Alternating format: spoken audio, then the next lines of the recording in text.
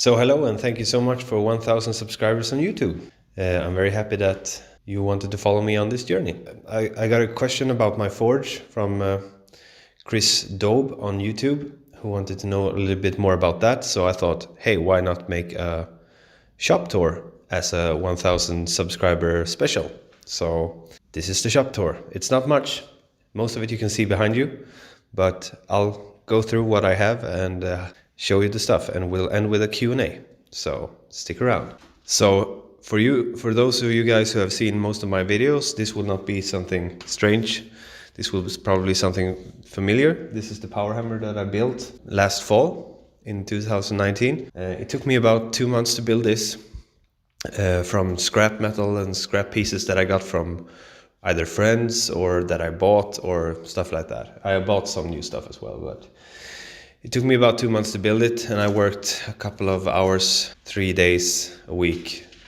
And I didn't use any plants, so this has been a very good workhorse for me, especially good on smaller stock, drawing out really quick.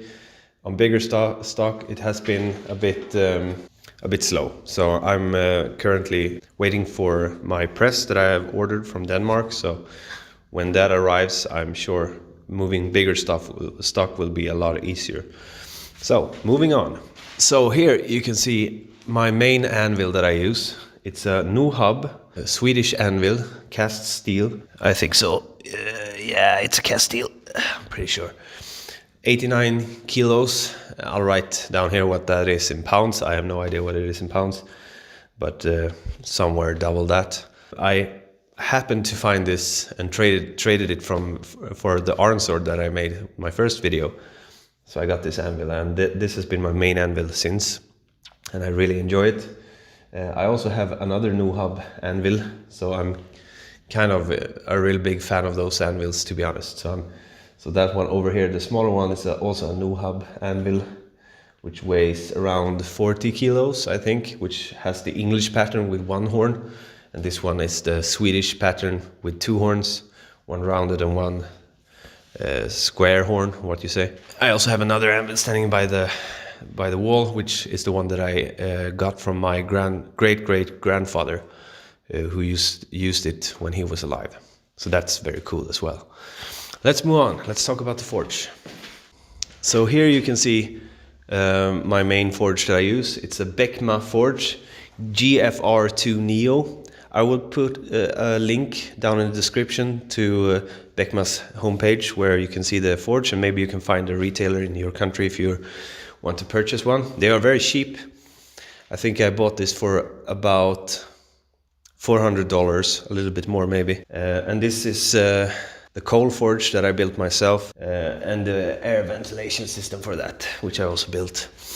But it has been failing a lot, so I've been using the becma forge all the time. So the pros and cons are, it's a natural, it's not a forced air, but it works really great. It gets hot enough for forge weld, no problem with that. So yeah, and here you can see my small hammer collection. And I also have my tongs over by the forge. Moving on, here you can see my workbench that I bought on an auction. Super cheap. I think I paid $40 for it. It's a piece of crap, but it was my first workbench, and I'm gonna keep it until I get a better one. So here you can see is my post vise, I think it's called in English. Very good, big and heavy, chunky one. I have it welded down there so that it doesn't move a lot. Very good post vise, and I use it almost every day, so very good. Here you can see my angle grinders. I usually go with Hitachi or Hikoki as they're called now. I like these a lot. They work really great. For those of you who know my background, you know that I have wasted a lot of angle grinders, but these have been holding up all the time. So, and as you can see here, we have my small but very reliable welder. It's a Stanley W2 IC2 MMA inverter. Works pretty good in my opinion. And over here you can see my belt grinder, which is a piece of crap. I bought it very expensive, and it's made in China, and yeah, I can't even use the wheel on top because it can't align the belt properly. So I just use it without that, and it works. But I'm gonna buy another one in the future. What you see here, let me adjust the camera a little bit. What you see here is something that I built with a 30-ton hydraulic press in the bottom that pushes up the handle through the eye of the axe so that it fits properly. You can build one out of a log splitter. You can build one out of a log splitter as well, and they will probably work better. It's a mess in here. I work here almost every day, so it gets messy, and I clean it up once in a while, but yeah, not so much. I wish I cleaned more, but I'm not that kind of person, unfortunately. I have organized chaos, as they say. So yeah, that's basically my shop. I keep the steels in the corner there, and I also keep some at my home where I live, but I'm moving them here as well. I need to put up some shelves and stuff for the steel supply and for other stuff as well. My chop saw, which I use on a daily basis as well. I wish I had those kinds of bandsaw, metalworking bandsaws, but I don't. And the chop saw is really quick, so I think it's a pretty good tool to have in the workshop, or to cut off material really quick.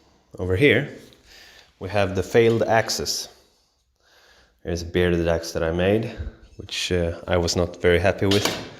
Here's a forest axe that I made, which I'm not happy with as well. And another failed project. This was the first folded eye that I tried, didn't weld properly. This was the first time I tried working with a power hammer, and I just came up miserably.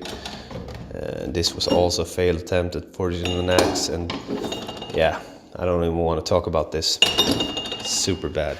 So yeah, this is basically my workshop. It's pretty small.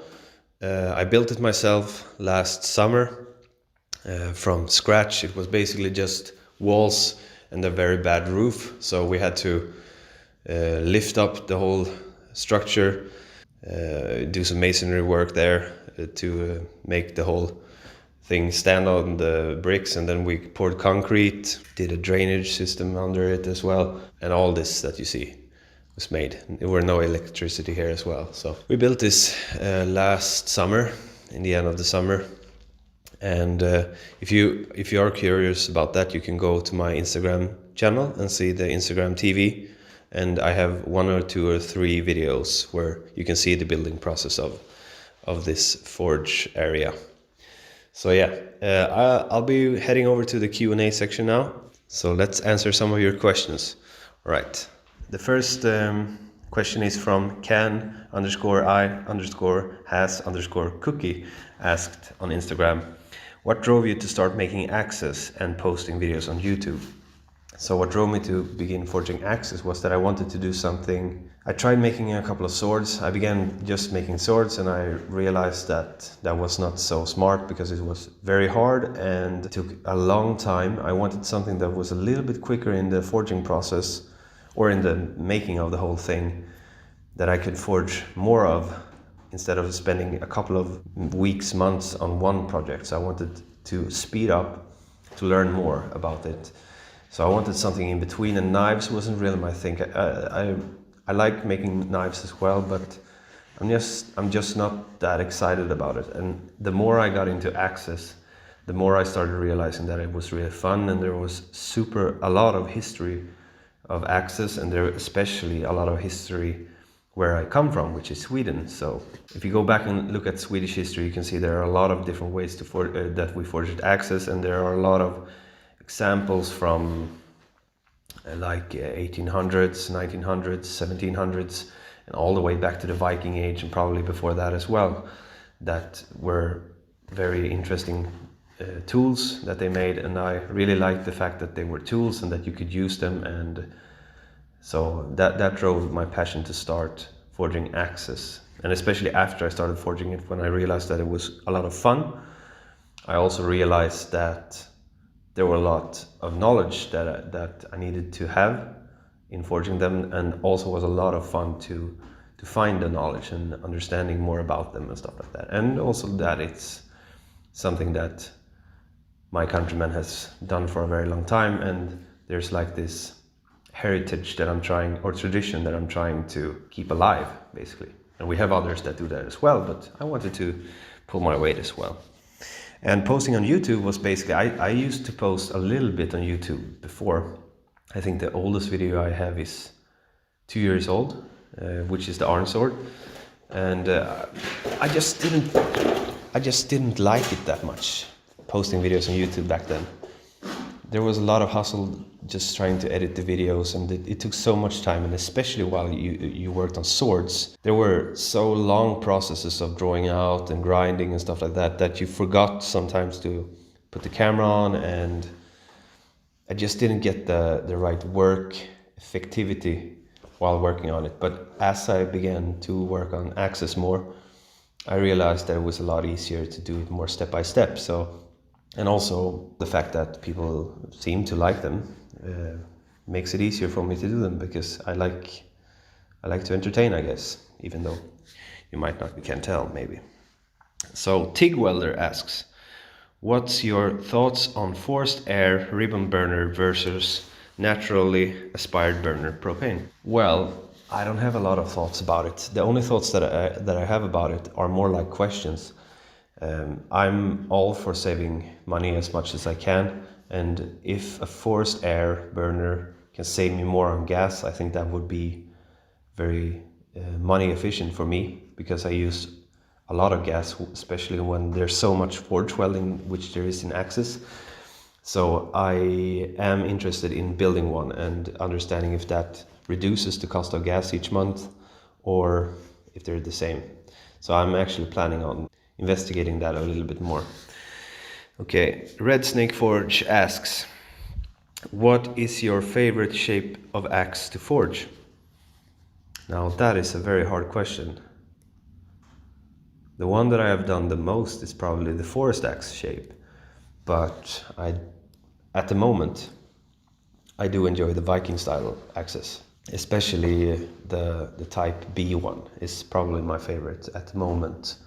But that changes, depending on what you do a lot, that changes. So, but at the moment it's the Type B Viking axe from the Peterson typology. Red Snake Forge also asks, which sword would be your dream build? I don't know. I would really like to build a really fancy Viking style sword with a lot of engravings I would really like to build a two-handed, very knightly sword with a lot of engravings. Maybe not so much historically correct, but a sword that I'm really inspired by. If you go to Man at Arms channel, you can see that they did the King of Avalon Excalibur sword. I think that is one of the most beautiful swords that I have seen produced in a modern age. So that's something something like that would be really cool, with a lot of really awesome engravings and stuff like that. Fiery Ice Forge asks, how's the hammer going? I assume you mean the power hammer. It's working well, if that's what you're talking about. It's working well. It needs to be, I need to weld up some more pieces on it to make it more steady. It moves a little bit at the moment. Not from it doesn't move, but like this. So I need to weld on some more pieces of metal on it to make it a little bit more sturdy, I think is the word. Weston_Donaldson asks, when did you start forging? I started forging when I was 24, in the spring when I turned 24, which was 3 years ago. A.R. Vedal asks, which axe that you have made are you most happy with? I don't really know. I think it's the Scalgrim axe. I am very happy with that. Now, I have no idea if he's going to be happy with it, because I'm not good enough to be entirely sure that it's a perfect or a good enough axe. It's the best axe that I have made, but I don't know according to his standards if it's good enough. I hope it is. Alex 3010 asks, how did you first start blacksmithing? I started by taking an old barbecue pot and basically drill a hole in it, fill it with the gravel and sand, and I just basically started that way. And I put a hairdryer on with a tube into the fire, and I used basically charcoal to start forging. But the first projects I did were I didn't even forge. I just grinded off a piece of iron and called it a sword. That's how I did it first, and then I moved on as I continued. That underscore sword underscore dad asks, what is something about smithing that looked simple to do but was actually incredibly difficult? I suppose I can see the whole question. Forge welding. It was that's probably the thing that gets me the most. When I just think that I have it, when I think I understand it the most, it just gives me a U-turn, and I'm like, whoa, where am I? And I have to figure out what was it I didn't pay attention to that screwed this billet up, or whatever it can be. That's something that happens, and something that I'm still struggling with a little bit. And I think it's very useful to be humble in this situation and try to, okay, I failed, why did I fail? And try to figure out that. And you will, as you continue forging, you will find more and more and more of these things that will just shock you at the beginning, because you think you have it down, but there's just something that you didn't think about, or something that you didn't pay attention to that made it fail. So forge welding is one of those. For how long have you been forging? Asks Nords. 4 years. Kung Carolus asks, when are you going to start selling hewing tools? I'm not quite sure. For those of you who follow me on Instagram saw that I made a hewing axe, which is done by now, but I will release the video next week. But I'm not confident enough to sell those. It was such extremely hard process to forge one of those axes, so I need a lot more practice before I can do that. Sorry. Okay, Colt Huddleston asks, how do you figure out what size handle you need? I basically go by eye. Sometimes I measure if there's something like a forest axe, for example. There are a lot of examples around you. So if I really like a shape or a length that I see, I take measures, and then I think about it, and then I just go with approximates. I usually go by eye, what feels right. But it also depends what the customer wants, of course. J Nolt 654 asks, what got you interested in blacksmithing? How did you get started? So ever since I was a young boy, I really enjoyed like fantasy movies and swords. I used to make a lot of swords out of wood with my brother when I was younger, and also by myself, and we used to play Lord of the Rings in the forests and stuff like that. So I guess that thing has always been with me. And also my mother told me that once when we were on like an old style market thing, there was a blacksmith there, and apparently I told her when I was like 3 that that's what I want to do when I grow up, but I have no memory of that at all. It was just something about what I used to do before just didn't speak to who I was inside, I think. And I think that forging for me was a way to embrace who I really was, and also, and especially, so that's basically how I got into it. I found a couple of videos on YouTube basically, and I also just wanted to try to make a sword. I think was the first thing before I even found the YouTube videos. I just wanted to try to make a sword, and it turned out super bad, and that got me inspired to try again, basically. All right, let's move on. Nicholas Perriard, 43. Can I make blades without a forge? Yes, you can. You can do stock removal. Axes would be hard though. Harbor, what would you like to make that you have not yet? I would like to make a Dane axe. That would be really fun. How old were you when you started blacksmithing? Asks Alex98 Anderson. I was 24 when I started, so I was an old man. Patrik Haglund asks, where do you get steel for your Damascus, basically? So if you live in Sweden, I get them from Castra Steel, which is a friend who lives in the same county as I do. So go to castrasteel.se, I think, or com. I'm not quite sure. You can order steel for Damascus there, or you can email them. JP_H, any tips for people who want to try out axe forging by hand? Yeah, it depends on what kind of axe you want to do. The thing is that forging an axe, there are a couple of techniques that you need to get down, and one of them is forge welding. And you could forge an axe out of, for example, C45 or 1045 or 1050 out of a single block, but that would mean that you would need to punch the eye by hand, and punching an eye in that kind of material is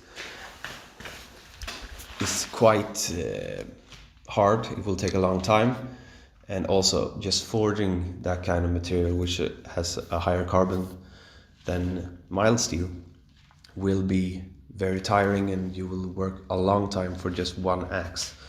So that would be a rough thing to do, I think. So doing it in mild steel is a lot easier to do by hand, and punching an eye in mild steel is not that it doesn't take that long time to punch the eye and drift it. The other way you can do it is to fold the axe, but then again you need to be able to forge weld the folded axe.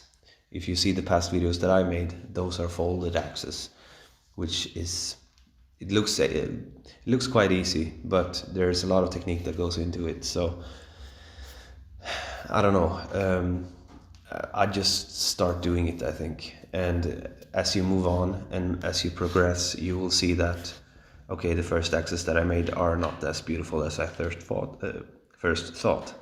And then you can start to look at, okay, critique your own work, like what can I improve, what can I do better, and but the first things that I would do if I were you, I would definitely try forge welding and see if you're able to do that, and be careful, depending on what kind of forge you have as well. If you have a solid fuel forge, you need to really look out so that you don't burn the steel.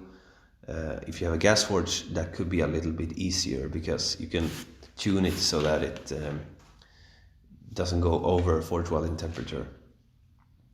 So yeah, that's basically it. So thank you so much for all the questions. I really hope you enjoyed this little special video. Next week I will be editing and posting the hewing axe, this 18th century style Scandinavian hewing axe video, which will be a lot. So look out for that, and I'll see you in the next video. Take care. Goodbye.